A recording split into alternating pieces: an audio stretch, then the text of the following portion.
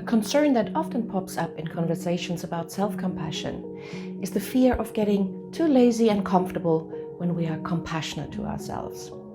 Nothing could be further from the truth. We are followed by endless social media posts about leaving our comfort zone all of the time to achieve our goals. And often people grow up in the belief that they need to push and punish themselves 24/7 because this would fire up their motivation to achieve something they want to achieve. The problem I have with those things is that many of us feel a constant underlying pressure to have to and should do stuff we are not comfortable with. And if we don't, we are just lazy losers. On the other hand, a lot of people mistake self-compassion for a carte blanche for laziness and mindless self-indulgence. And so they either give in to letting themselves go on the sofa with ice cream and pizza, or beat themselves up. None of those views sound all too compassionate to my ears. One of the most important aspects of self-compassion is all too often overlooked. Self-compassion has the intention to want your best. And so we could imagine two different sides to it, like yin and yang. The yin side of self-compassion can be imagined as a loving and caring mother that nurtures and protects her babies in this warm, fluffy and comforting environment, listening to their needs and making them feel cared for and understood.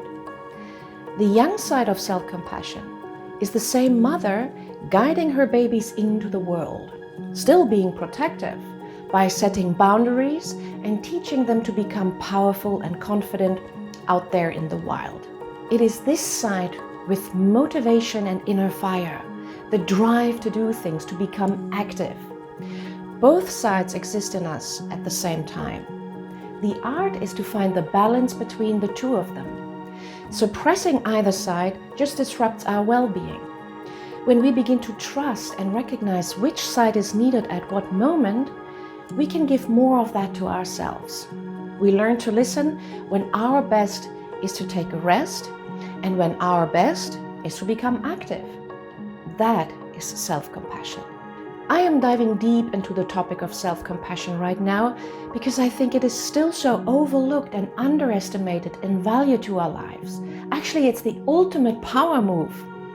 In a society like the one we are living in, where everything needs to be faster and better and more optimized at any time, we need to remind ourselves that none of that really matters. What really matters is our quality of life. And self-compassion is an essential part of happiness and well-being.